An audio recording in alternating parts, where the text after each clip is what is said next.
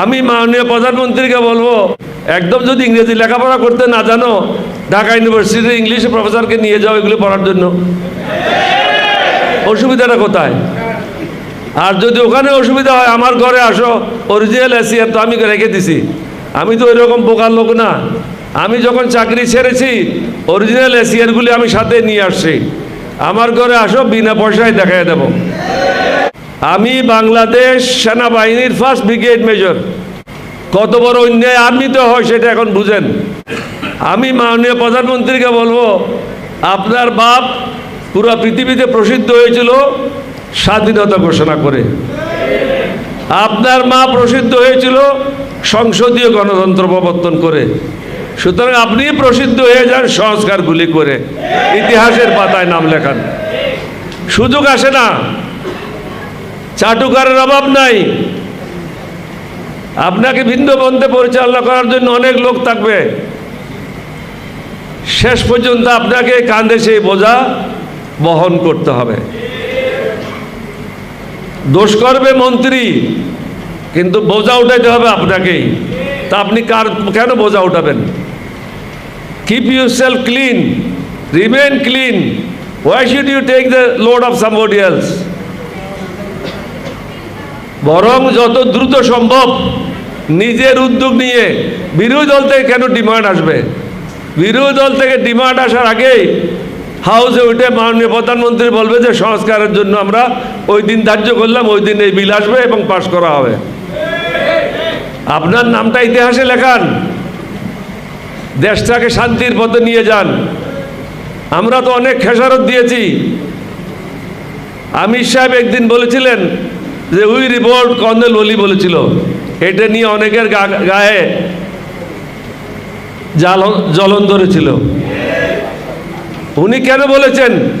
জিয়াউর রহমান নিজেই লিখেছেন এসিআরে annual confidential report, this officer played the main role which enabled 8 Bengal, East Bengal regiment to revolt on the crucial night of 25-26 March. এই অফিসারেই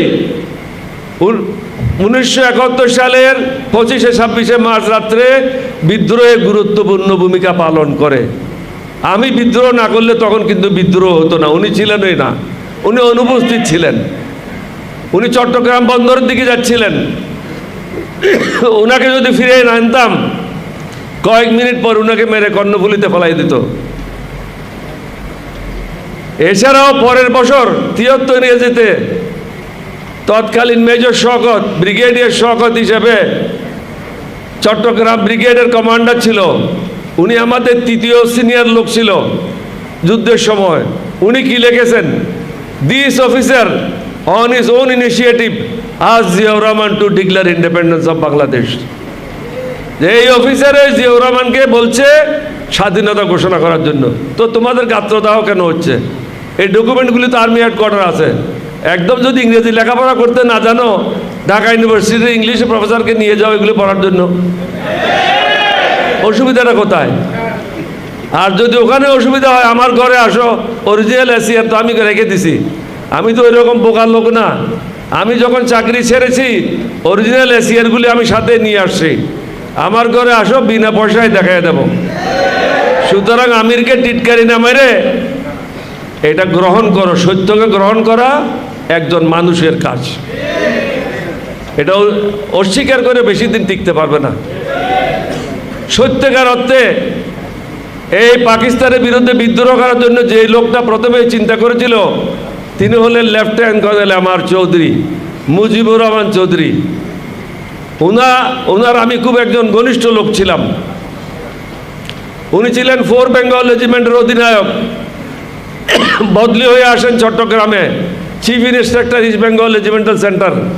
আমাকে বলা হতো blue white boy of M R. Chowdhury. উনি আমাকে ডাকে চট্টগ্রাম সেনানিবাসে নিয়ে গেলেন। আমি ছিলাম 16 শহরে।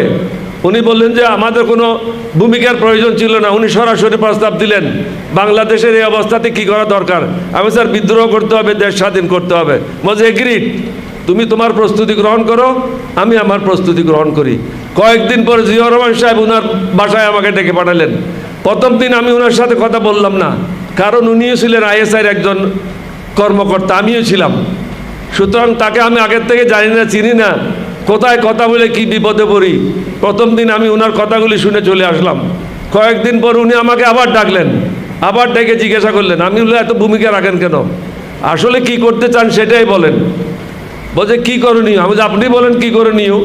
বলছে একটা কিছু তো করতে হয়। আমিও বুঝি একটা কিছু করতে হয়, কিন্তু সেই একটা কিছু কি? বলছে বিদ্রোহ করলে কীরকম হয়? আমি খুব ভালো হয়। বলছে তাহলে তোমার প্রয়োজন, তুমি ছাড়া তো অষ্টম বেঙ্গল রেজিমেন্টে সোলজাররা কারো কথা শুনবে না। তা বলছে আমি ঠিক করে নেব। তাহলে আমরা তিনজন হলাম, বাকিরা জানে আংশিক, কেউ জানে 2 আনা, কেউ জানে 1 আনা, কেউ জানে 1 পয়সা, কেউ জানে 3 আনা। পুরো গল্পটা আমি আর জিয়াউর রহমান সাহেব ছাড়া কেউ জানে না। কারণ এমআর চৌধুরী সাহেবকে 25-এ রাতে 10টার দিকে উনাকে 20 বেলুচ রেজিমেন্ট গাড়ির পিছনে রশি দিয়ে বন্ধ করে হেসরাইয়ে তাকে হত্যা করা হয়। জিয়াউর রহমানকে হত্যা করতো 5 মিনিট পরে আমি যদি ফিরে এনে আনতাম। এটা আমি ফিরে আনি না, এটা আল্লাহর হুকুম। আমি মালিকের হুকুমটা পালন করেছি মাত্র। আমি বাংলাদেশ সেনাবাহিনীর 1st ব্রিগেড মেজর। কত বড় অন্যায় আর্মিতে হয় সেটা এখন বুঝেন, বুঝানোর জন্য। জিয়াউর রহমান প্রথম ঘোষণা দিলেন, I declare myself as a provisional head of the state and independence of Bangladesh. 27 তারিখ সন্ধ্যায় কালুঘাট, এটা ট্রান্সমিটিং স্টেশন ছিল না, ব্রডকাস্টিং স্টেশন ছিল না, ট্রান্সমিটিং ছিল। ওটাকে আমরা রূপান্তর করে ব্রডকাস্টিং স্টেশনে আনলাম। ওটার থেকে তিনি ব্রডকাস্ট করলেন, আমি পাশে বসা ছিলাম। 30 তারিখে উনি আরেকটা ভিন্ন কারণে, যেটা কখনো বলা যাবে না, এটা হলো গোপনীয়তা আমার এবং উনার মধ্যে। তাহলে তিনি যখন রাষ্ট্রপতি ছিলেন, তাহলে যে একটা মন্ত্রিসভা হয়েছিল, নাকি হয় নাই? আমি সেই মন্ত্রিসভার স্বরাষ্ট্রমন্ত্রী ছিলাম। স্বাধীনতা দিবস, এটাকে সামনে রেখে আপনাদেরকে এবং সমগ্র দেশবাসীকে আন্তরিক মোবারকবাদ এবং ধন্যবাদ জানাচ্ছি। আমি একজন তরুণ ক্যাপ্টেন হিসাবে কেন বিদ্রোহ করেছিলাম, এখানে কিছু কথা সেক্রেটারি সাহেব বলে গেছেন। বৈষম্য একটা কারণ, 2টা কারণ ছিল। 2 নম্বর কারণ ছিল সুশাসন ছিল না। আজকে দীর্ঘ 50 বছর আমরা অতিক্রম করেছি, শুধু স্বল্প সময়ের জন্য ছাড়া, প্রেসিডেন্ট জিয়ার সময় ছাড়া দলীয়করণ তো কখনো বন্ধ হয় নাই। সুশাসন তো আমরা নিশ্চিত করতে পারি নাই, যোগ্যতার ভিত্তিতে আমরা পদায়ন করতে পারি নাই।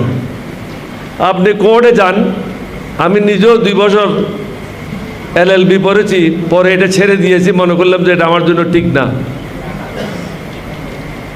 একটা লয়ারকে তার আইনের পয়েন্ট দিয়ে তার যে ক্লায়েন্ট আছে তাকে ডিফেন্ড করতে হবে, কিন্তু এখন আমরা কি করি, ক্লায়েন্ট গেলে তারে বলে দিই তুমি এইভাবে কথাগুলি বললো কোর্টে, তাহলে তুমি মুক্তি পেয়ে যাবে। অর্থাৎ মিথ্যা কথাগুলি শিখিয়ে দেয়। আর যারা বিচারকের আসনে বসে তারাও দলীয় ভিত্তিতে, অনেক ক্ষেত্রে আমি বলবো দলীয় বিবেচনায় তারা পদায়ন হয়, যার কারণে নিয়ন্ত্রিত জাজমেন্ট আসে। সুতরাং জনগণ যাবে কোথায়? আমি আর মামু ছাড়া তো বাংলাদেশ আর কেউ নেই। যারা সরকারে আছে তারা, আর যারা অফিসাররা কাজ করছে তারা। আপনারা সেটা প্রত্যক্ষ করেছেন 12ই ফেব্রুয়ারির নির্বাচনে। 11 তারিখ পর্যন্ত ঠিক ছিল, 12 তারিখ 10টা 11টা পর্যন্ত ঠিক ছিল, তারপরের থেকে সিচুয়েশন পাল্টানো শুরু হলো। বলল উগ্রবাদীদেরকে ভোট দেওয়া যাবে না। ভাই উগ্রবাদী মানে কি বলছেন? যারা নামাজ পড়ে দাড়ি রাখে মসজিদে যায় তারা কি উগ্রবাদী? এখন উগ্রবাদীর ডেফিনিশনটাই বদলে গেছে। উগ্রবাদী হলো যারা কোনো নিয়ম কানুন শৃঙ্খলা, আল্লাহকে মানে না, আল্লাহ রসুলকে মানে না, তারাই হলো উগ্রবাদী। যারা নিয়ম কানুনের মধ্যে চলে, আল্লাহকে মানে, আল্লাহ রসুলকে মানে, নির্দেশিত পথে চলে, তারা হলো সঠিক মোমেন মুসলমান। তাদের দ্বারা অন্য ধর্মের লোকের কোনো ক্ষতি হতে পারে না। জামাত আমির সাহেব কোনো জায়গায় বলেছিলেন যে মাদেরকে আমরা সর্বোচ্চ ইজ্জত দেব। এটা উনি কেন বলেছেন? আল্লাহ তো কোরআনেই বলেছেন যে তোমার মা রাজি না থাকলে তুমি বেহেশতে যেতে পারবে না। আল্লাহ সমগ্র কিছুর মালিক, তারপরেও বলছে মাকে এত ক্ষমতা দেওয়া হয়েছে যে মা রাজি না থাকলে তুমি বেহেশতেও যাবে না। উনি কি বলেছেন? মাদেরকে সর্বোচ্চ সম্মান দেওয়া হবে। 8 ঘন্টা জায়গায় 5 ঘন্টা কাজ করবে, 3 ঘন্টার বেতন সরকার দেবে। আর এটা মাঠে ময়দানে কি বলা হয়েছে? মেয়েদেরকে ঘরে ঢুকিয়ে দেওয়া হচ্ছে, বলে মাজার ভাঙিয়ে দেবে। ভাই মাজার কিসের জন্য ভাঙবে? এটা না ভাঙার জন্য তো জামাতের ছেলেরা, আমাদের দলের লোকেরা বিভিন্ন জায়গায় আমরা পাহারা দিয়েছি, মন্দির পাহারা দিয়েছি, মঠ পাহারা দিয়েছি, সব জায়গায় আমরা পাহারা দিয়েছি। এটা হলো একটা বয়ান, যারা আমাদেরকে পছন্দ করে না তাদের বয়ান। 1971 সালের পরে কি বয়ান ছিল? মুক্তিযুদ্ধ এবং মুক্তিযুদ্ধ। এটা করে আমরা একটা দেশকে ডিভাইড করেছি। আমি প্রেসিডেন্ট জিয়ার সময় বলেছিলাম, প্রেসিডেন্ট জিয়াকে বলেছিলাম, আমাদের একমাত্র কাজ হবে টু ইউনাইট দ্য নেশন, ঐক্যবদ্ধ জাতি করতে হবে। বিভিন্ন জনের বিভিন্ন মত থাকবে, বিভিন্ন পথ থাকবে, বিভিন্ন পথ ধারা থাকবে। এটা বিকশিত হওয়ার জন্য আমাদেরকে সুযোগ করে দিতে হবে। বাধা স্বরূপ আমরা কাজ করতে পারবো না। এখন আসেন, গোলাম পরোয়ার সাহেব এখানে বলে গেলেন যে সংস্কারগুলি যেন করা হয়। আমি মাননীয় প্রধানমন্ত্রীকে বলবো, আপনার বাপ পুরো পৃথিবীতে প্রসিদ্ধ হয়েছিল স্বাধীনতা ঘোষণা করে, আপনার মা প্রসিদ্ধ হয়েছিল সংসদীয় গণতন্ত্র প্রবর্তন করে। সুতরাং আপনি প্রসিদ্ধ হয়ে যান সংস্কারগুলি করে, ইতিহাসের পাতায় নাম লেখান। সুযোগ আসে না, চাটুকারের অভাব নাই।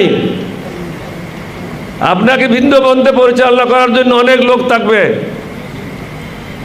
শেষ পর্যন্ত আপনাকে কাঁধে সেই বোঝা বহন করতে হবে। দোষ করবে মন্ত্রী, কিন্তু বোঝা উঠাইতে হবে আপনাকেই। তা আপনি কেন বোঝা উঠাবেন? Keep yourself clean, remain clean. Why should you take the load of somebody else? বরং যত দ্রুত সম্ভব নিজের উদ্যোগ নিয়ে, বিরোধী দল থেকে কেন ডিমান্ড আসবে? বিরোধী দল থেকে ডিমান্ড আসার আগেই হাউসে উঠে মাননীয় প্রধানমন্ত্রী বলবে যে সংস্কারের জন্য আমরা ওই দিন ধার্য করলাম, ওই দিন এই বিল আসবে এবং পাশ করা হবে। আপনার নামটা ইতিহাসে লেখান, দেশটাকে শান্তির পথে নিয়ে যান। আমরা তো অনেক খেসারত দিয়েছি। আমির সাহেব একদিন বলেছিলেন যে উই রিভোল্ট, কর্নেল ওলি বলেছিল। এটা নিয়ে অনেকের গায়ে জ্বলন ধরেছিল। উনি কেন বলেছেন? জিয়াউর রহমান নিজেই লিখেছেন ACR annual confidential report, this officer played the main role which enabled 8 Bengal, East Bengal regiment to revolt on the crucial night of 25-26 March. এই অফিসারেই 1971 সালের 25-26 মার্চ রাত্রে বিদ্রোহে গুরুত্বপূর্ণ ভূমিকা পালন করে। আমি বিদ্রোহ না করলে তখন কিন্তু বিদ্রোহ হতো না। উনি ছিলেনই না, উনি অনুপস্থিত ছিলেন। উনি চট্টগ্রাম বন্দরের দিকে যাচ্ছিলেন। ওনাকে যদি ফিরে না আনতাম, কয়েক মিনিট পর ওনাকে মেরে কর্ণফুলিতে ফেলাই দিত। এছাড়াও পরের বছর 73 ইংরেজিতে তৎকালীন মেজর শওকত, ব্রিগেডিয়ার শওকত হিসেবে চট্টগ্রাম ব্রিগেডের কমান্ডার ছিল। উনি আমাদের 3য় সিনিয়র লোক ছিল যুদ্ধের সময়। উনি কি লিখেছেন? This officer on his own initiative আজ Ziaur Rahman to declare independence of Bangladesh. এই অফিসারে জিয়াউর রহমানকে বলছে স্বাধীনতা ঘোষণা করার জন্য। তো তোমাদের গাত্রদাহ কেন হচ্ছে? এই ডকুমেন্টগুলি তো আর্মি হেডকোয়ার্টার আছে। একদম যদি ইংরেজি লেখাপড়া করতে না জানো, ঢাকা ইউনিভার্সিটির ইংলিশ প্রফেসরকে নিয়ে যাও এগুলি পড়ার জন্য। অসুবিধাটা কোথায়? আর যদি ওখানে অসুবিধা হয়, আমার ঘরে আসো, অরিজিনাল এসিআর তো আমি রেখে দিছি। আমি তো ওই রকম বোকার লোক না। আমি যখন চাকরি ছেড়েছি অরিজিনাল এসিআরগুলি আমি সাথে নিয়ে আসছি। আমার ঘরে আসো, বিনা পয়সায় দেখাই দেব। সুতরাং আমিরকে টিটকারি না মেরে এটা গ্রহণ করো। সত্যকে গ্রহণ করা একজন মানুষের কাজ। এটা অস্বীকার করে বেশি দিন টিকতে পারবে না। সত্যিকার অর্থে এই পাকিস্তানের বিরুদ্ধে বিদ্রোহ করার জন্য যে লোকটা প্রথমে চিন্তা করেছিল তিনি হলেন lieutenant colonel M R Chowdhury, Mujibur Rahman Chowdhury. ওনার আমি খুব একজন ঘনিষ্ঠ লোক ছিলাম। উনি ছিলেন 4 বেঙ্গল রেজিমেন্টের অধিনায়ক। বদলি হয়ে আসেন চট্টগ্রামে, chief instructor East Bengal regimental centre. আমাকে বলা হতো blue white boy of M R Chowdhury. উনি আমাকে ডাকে চট্টগ্রাম সেনানিবাসে নিয়ে গেলেন। আমি ছিলাম 16 শহরে। উনি বললেন যে আমাদের কোনো ভূমিকার প্রয়োজন ছিল না। উনি সরাসরি প্রস্তাব দিলেন বাংলাদেশের এই অবস্থাতে কি করা দরকার। আমি স্যার বিদ্রোহ করতে হবে, দেশ স্বাধীন করতে হবে। বলছে এগ্রিড, তুমি তোমার প্রস্তুতি গ্রহণ করো, আমি আমার প্রস্তুতি গ্রহণ করি। কয়েকদিন পর জিয়াউর রহমান সাহেব ওনার বাসায় আমাকে ডেকে পাঠালেন। প্রথম দিন আমি ওনার সাথে কথা বললাম না, কারণ উনিও ছিলেন আইএসআইয়ের একজন কর্মকর্তা, আমিও ছিলাম। সুতরাং তাকে আমি আগের থেকে জানি না, চিনি না, কোথায় কথা বলে কি বিপদে পড়ি। প্রথম দিন আমি ওনার কথাগুলি শুনে চলে আসলাম। কয়েকদিন পর উনি আমাকে আবার ডাকলেন, আবার ডেকে জিজ্ঞাসা করলেন। আমি বললাম এত ভূমিকা রাখেন কেন, আসলে কি করতে চান সেটাই বলেন। বলছে কি করণীয়? আমি আপনি বলেন কি করণীয়। বলছে একটা কিছু তো করতে হয়। আমিও বুঝি একটা কিছু করতে হয়, কিন্তু সেই একটা কিছু কি? বলছে বিদ্রোহ করলে কীরকম হয়? আমাদের খুব ভালো হয়। বলছে তাহলে তোমার প্রয়োজন, তুমি ছাড়া তো 8ম বেঙ্গল রেজিমেন্টে সোলজাররা কারো কথা শুনবে না। তাহলে আমি ঠিক করে নেব। তাহলে আমরা 3 জন হলাম, বাকিরা জানে আংশিক। কেউ জানে 2 আনা, কেউ জানে 1 আনা, কেউ জানে 1 পয়সা, কেউ জানে 3 আনা। পুরো গল্পটা আমি আর জিয়াউর রহমান সাহেব ছাড়া কেউ জানে না।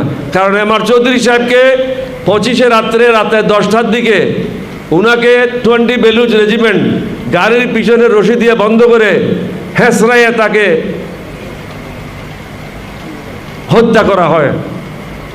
জিয়াউর রহমানকে হত্যা করতো 5 মিনিট পরে আমি যদি ফিরে এনে আনতাম। এটা আমি ফিরে আনি না, এটা আল্লাহর হুকুম। আমি মালিকের হুকুমটা পালন করেছি মাত্র। আমি বাংলাদেশ সেনাবাহিনীর 1st ব্রিগেড মেজর। কত বড় অন্যায় আর্মিতে হয় সেটা এখন বুঝেন, বুঝানোর জন্য। জিয়াউর রহমান প্রথম ঘোষণা দিলেন, I declare myself as a provisional head of the state and independence of Bangladesh. 27 তারিখ সন্ধ্যায় কালুঘাট। এটা ট্রান্সমিটিং স্টেশন ছিল না, ব্রডকাস্টিং স্টেশন ছিল না, ট্রান্সমিটিং ছিল। ওটাকে আমরা রূপান্তর করে ব্রডকাস্টিং স্টেশনে আনলাম। ওটার থেকে তিনি ব্রডকাস্ট করলেন, আমি পাশে বসা ছিলাম। 30 তারিখে উনি আরেকটা ভিন্ন কারণে, যেটা কখনো বলা যাবে না, এটা হলো গোপনীয়তা আমার এবং উনার মধ্যে। তাহলে তিনি যখন রাষ্ট্রপতি ছিলেন তাহলে যে একটা মন্ত্রিসভা হয়েছিল, নাকি হয় নাই? আমি সেই মন্ত্রিসভার স্বরাষ্ট্রমন্ত্রী ছিলাম। মেজর মীর শওকত আলী ছিল পররাষ্ট্রমন্ত্রী। বাকি মন্ত্রিসভা আমরা পূরণ করি নাই। দর্শক, 2024-এর আন্দোলনটা ছিল মূলত কোটা সংস্কার আন্দোলন, কোটার বিরুদ্ধে আন্দোলন। কোটা না মেধা, মেধা মেধা, এটাই মূল স্লোগান ছিল। এবং সাথে স্লোগান ছিল বঙ্গবন্ধুর বাংলায় বৈষম্যের ঠাঁই নাই। অর্থাৎ কোটা সিস্টেমের মাধ্যমে একটা বৈষম্য তৈরি করা হচ্ছে। মেধাবীরা বৈষম্যের শিকার হচ্ছে। মেধাবীদের সুযোগ না দিয়ে কোটার মাধ্যমে বিশেষ বিশেষ শ্রেণীকে সুযোগ দেওয়া হচ্ছে। যেমন মুক্তিযোদ্ধার সন্তান নাতিপুতি, সাথে রয়েছে নারী কোটা, উপজাতি কোটা, বিভিন্ন কোটা রয়েছে। সেই কোটাগুলো থাকা যাবে না। মূলত রাগটা ছিল মুক্তিযুদ্ধ নিয়ে, এবং মুক্তিযোদ্ধা কোটা থাকা যাবে না সেটা নিয়েই মূলত রাগ। মুক্তিযোদ্ধাদের কেন কোটা থাকবে? 30% কোটা কেন মুক্তিযোদ্ধাদের থাকবে? একটা কোটাও থাকা যাবে না। পরবর্তীতে আমরা 5 আগস্টে সরকার পতনের পরে মুক্তিযুদ্ধের ওপরে যে আক্রমণ, বঙ্গবন্ধু মুক্তিযুদ্ধের ভাস্কর্য, 32 নম্বরের বাড়ি, মুজিবনগরের সমস্ত যে ভাস্কর্য, এই ব্যাপারগুলো ভাঙাতে আমরা নিশ্চিত হয়েছিলাম যে এই কোটা আন্দোলনের পেছনে মূলত মুক্তিযুদ্ধ বিরোধীরা যে কোনোভাবেই হোক জেকে বসেছিল, কিংবা এই আন্দোলনটাকে তারা হাইজ্যাক করে ফেলেছিল। ছাত্রদের ছাত্রদের এই আন্দোলনটাকে তারা হাইজ্যাক করে ফেলেছিল, হাইজ্যাক করে তারা তাদের এজেন্ডা বাস্তবায়ন করতে চেয়েছে 5 তারিখের পর থেকে। কিন্তু এটাকে সাধারণ ছাত্রদের আন্দোলনই আমরা দেখেছি। প্রথমে তারা মেধার দাবিতে আন্দোলন করেছে, কোটা থাকা যাবে না। কিন্তু হঠাৎ করে আমরা দেখেছি যে আন্দোলনী বিজয়ের পরে ডক্টর ইউনূস সরকার আবার নতুন করে নানা ধরনের কোটা চালু করলেন। জুলাই যোদ্ধা কোটা, জুলাই শহীদ কোটা, জুলাই আহত কোটা, জুলাই শহীদের পরিবারের কোটা, নানা ধরনের কোটা, এবং তাদেরকে নানাভাবে সহযোগিতা করা সেটা ভিন্ন কথা। কিন্তু কোটা, চাকরিতে এই কোটা পাবে, এই ব্যাপারে অগ্রাধিকার পাবে, ওই ব্যাপারে অগ্রাধিকার পাবে, এই ব্যাপারগুলো আমরা দেখেছি।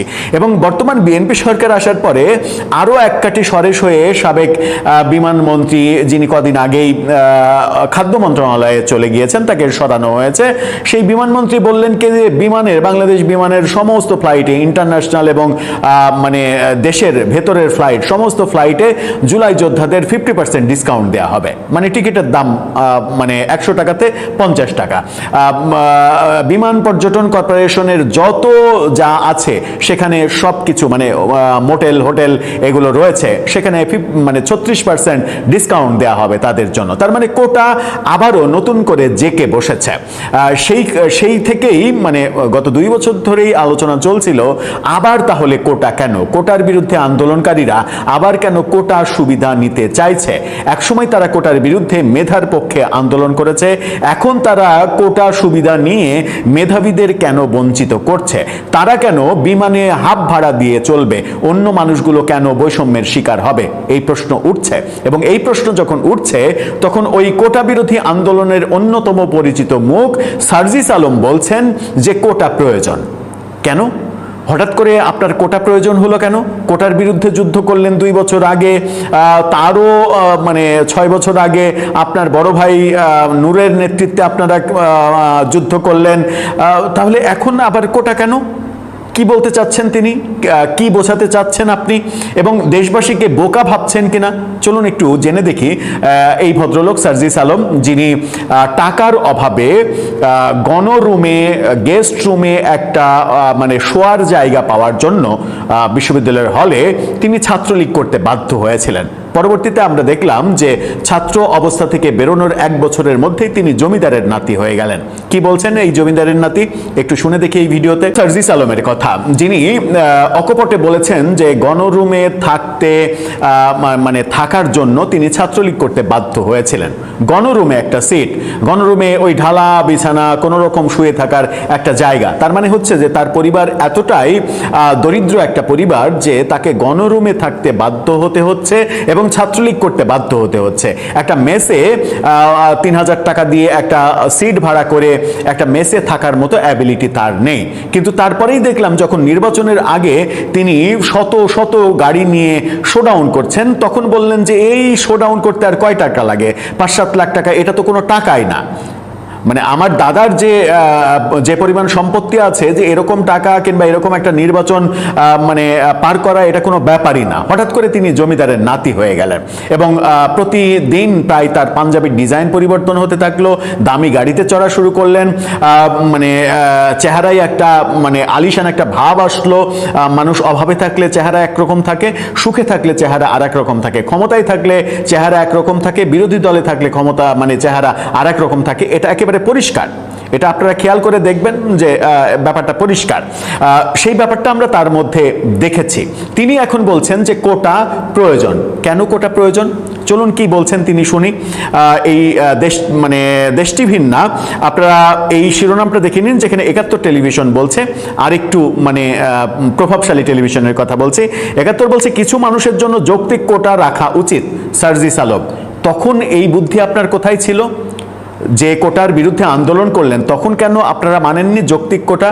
এবং আদালতে যখন মানে সিদ্ধান্ত হয়ে গেল যে এই কোটা যেটা আবার ফিরে এসেছিল সেই কোটা থাকবে না, সব মিলিয়ে কোটা 3% 5%-এ মানে কমিয়ে আনা হবে, তখন কেন মানেননি? এখন কেন বলছেন যে যৌক্তিক ভাবে এটা থাকা উচিত? কেন বলছেন, কেন বলতে হচ্ছে? কি বলছেন তিনি, চলুন একটু শুনি, তাহলে বোঝা যাবে ব্যাপারটা কি। তিনি বলছেন, দেশের কিছু মানুষের জন্য যৌক্তিক মাত্রায় কোটা ব্যবস্থা থাকা প্রয়োজন। তিনি বলেন, সমতলের মানুষের তুলনায় পাহাড়ের বাসিন্দাদের শিক্ষা, চাকরি, বসবাস ও পারিবারিক জীবন সহ নানা ক্ষেত্রে বেশি প্রতিকূলতার মধ্য দিয়ে যেতে হয়। খাগড়াছড়ির একটি কমিউনিটি সেন্টারে অনুষ্ঠান করতে গিয়ে তিনি সম্প্রতি এই কথা বলেছেন। যে অনুষ্ঠানে, কমিউনিটি সেন্টারে অনুষ্ঠান যখন তিনি করছেন, তখনকার ভিডিও সামাজিক যোগাযোগ মাধ্যমে ছড়িয়ে পড়েছে। পুরো হল ফাঁকা, কোনো দর্শক নেই, সব মিলিয়ে 8-10-15 জন সাংবাদিক, মোবাইল সাংবাদিক, যারা মোবাইলে ছবি তুলছে, আর প্রায় 200-300 ধারণ ক্ষমতা সম্পন্ন গ্যালারি, সেই গ্যালারিতে সব মিলিয়ে বসে আছে 8-10 জন, এরকম অবস্থা, সেই রকম ছড়িয়ে পড়েছে। তো সেই জায়গায় যে তিনি বলছেন যে কোটা ব্যবস্থা থাকতে হবে, এবং তিনি বলছেন কোটা ব্যবস্থার সুযোগ নিয়ে একটি সিন্ডিকেট নিয়োগ বাণিজ্য করছে, এতে প্রকৃত যোগ্য ব্যক্তিরা বঞ্চিত হচ্ছেন, নিয়োগের নামে লাখ লাখ টাকা হাতিয়ে নেওয়ার অভিযোগও করছেন। তিনি এই জেলা পরিষদে বিএনপির দলীয় কোটা চালুর অভিযোগ করে বলেছেন, বিএনপি নেতা বা পদ পদবি থাকলে জেলা পরিষদে থাকার সুযোগ মিলছে, এমন একটি পরিস্থিতি তৈরি হয়েছে। সেই পরিস্থিতি ডক্টর ইউনূসের আমলে ছিল না? ডক্টর ইউনূস যখন ক্ষমতায় ছিলেন তখন তো তার কোটায়, মানে আপনাদের কোটায় আপনারা রাজ করেছেন, বাংলাদেশে যা ইচ্ছা তাই করেছেন। নিজের এলাকায়, নিজের মানে ইয়েতে গিয়ে, উপজেলায় গিয়ে ইওনো অফিসে, কনফারেন্স রুমে সরকারি সমস্ত কর্মকর্তাদের ডেকে আপনি মিটিং করেছেন। কোন অধিকারে, কোন পদ ও বলে আপনি এই মিটিংটা করেছেন? সুতরাং আপনারা সেই দৃষ্টান্ত কিন্তু দেখিয়েছেন। শেখ হাসিনার যে কর্মকাণ্ডকে আপনারা সমালোচনা করেছেন, কিংবা আমরা সবাই সমালোচনা করেছি, সেই কর্মকাণ্ডগুলো আপনারাও করেছেন। এখন যখন বিএনপি করছে বলে মনে হচ্ছে, তখন আপনি সমালোচনা করছেন কেন? ডক্টর ইউনূসের আমলে আপনারা যা করেছেন সেগুলো ভুলে গেছেন? তার চেয়েও বড় কথা হচ্ছে যে এখন আপনার মনে হচ্ছে যে কোটা প্রয়োজন, কোটা বিরোধী আন্দোলন করলেন। কোটা বিরোধী আন্দোলনের পরে কোর্টে ফয়সালা হওয়ার পরেও সেই আন্দোলন চলমান থাকলো। আদতে সেটা কোটা বিরোধী আন্দোলন ছিল না, সেটা তখনই প্রমাণ হলো। সেটা মূলত শেখ হাসিনার রেজিম চেঞ্জ করার আন্দোলন ছিল, এবং শেষ পর্যন্ত সেটাই হলো। এবং শেখ হাসিনা সরকার মানে অনেকটা গবেটের মতো কাজ করেছে। এই আন্দোলনের মোটিভটা তারা বুঝতে পারেনি। তারা নিজেদেরকে অনেক বেশি ক্ষমতাবান মনে করেছে, এবং ছাত্রদেরকে বালখিল্য ভাব দেখিয়েছে ছাত্রদের ব্যাপারে। সেই কারণে তাদের পতনটা হয়েছে। তারা যদি প্রথম থেকেই সচেতন থাকতো যে এটা আসলে কোটা বিরোধী আন্দোলন না, তাহলে হয়তো মানে তাদের পতনটা এত দ্রুত হতো না, আরেকটু হয়তো সময় লাগতে পারতো, সেটা ভিন্ন কথা। শেখ হাসিনা সরকারের প্রচুর অপশাসন রয়েছে, যার সমালোচনা আমরা সবাই করি। কিন্তু আপনি একবার বলছেন কোটা না মেধা, মেধা মেধা, এখন বলছেন কোটা প্রয়োজন কেন? তখন আপনাদের মনে ছিল না যে পাহাড়ি, আদিবাসী, তারা পিছিয়ে পড়া জনগোষ্ঠী, তাদের কোটা প্রয়োজন? আমাদের সমাজে নারীরা এখনো পিছিয়ে পড়া জনগোষ্ঠী, তাদের কোটা প্রয়োজন। আপনি আপনার জুলাই যুদ্ধের পরে জুলাই যোদ্ধা কোটা নিচ্ছেন, এবং সেই কোটা ব্যবস্থা তো মানে প্রণয়ন করছেন আপনি, ডক্টর ইউনূসদের চাপ দিয়ে সেটা করিয়েছেন। তখন আপনার খেয়াল ছিল না যে মুক্তিযোদ্ধারা এই দেশের সব থেকে বড় সম্পদ, তাদের ব্যাপারে আমাদের আরো সফট হওয়া উচিত ছিল? তখন মনে ছিল না। কিন্তু জুলাই যোদ্ধা কোটা নিতে তখন আর কোনো বাধা নেই, কিন্তু মুক্তিযোদ্ধা কোটা এটা থাকা যাবে না। সেটাই মূল মানে গায়ের জ্বালা। এই গায়ের জ্বালা যখন প্রকাশিত হয়ে যায় মানুষের মাঝে, তখন কিন্তু আপনাদের সম্পর্কে মানুষের বিরূপ ধারণা তৈরি হয়।